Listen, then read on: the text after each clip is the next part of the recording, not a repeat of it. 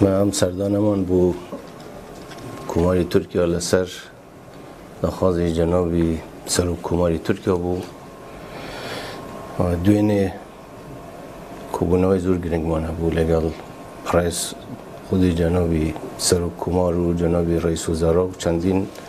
برپرسیتری دولت ترکیه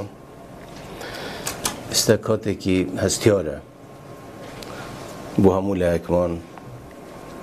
و در فتح بو باوی باسی همو بابتکان بکن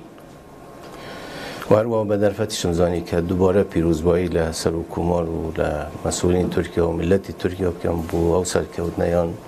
بسر او کودتایی که روی دا پشمانگک تقریبا و هر وقت سر خوشیش لکسوکاری قربانیکانی که لم کودتایی دا گیانی خوان لدست دا باسی پیوندی دو قولی من کرد لباری آبوری سیاسی امنی و هر وقت باسی پیوندیکانی حریم و بغداد من کرد هاورا بوین که بردوام بین لراوش کردن و قول کردنی ام پیوندیانه و لهمو باری که و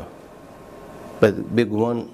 شر داعش که گوله تواره هر سرکیکانی گفتگومان و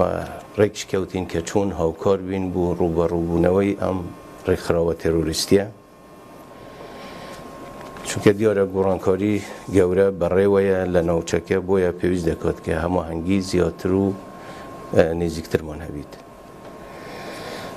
تام پروسه آشتیش لانو ترکیه مسئله که زور گرنگه الان لوده چید که هشتا کات و کاری زیادتری بود اما ناامید نین و بردوامش دبین لحولکان من بلان بداخوه لما و رابردو شتی زور ناخوش روی داوه امیدواریم که روزک بیتر پروسه آشتیش دست پی بکاته طوره که تر باسی او قطاب خانه نبو که سر به جماعتی گلن که لحریم هن امره کوتین که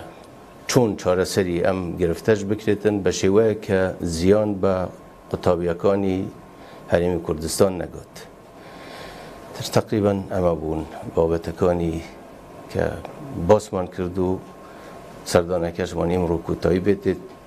و زور سپاس دانم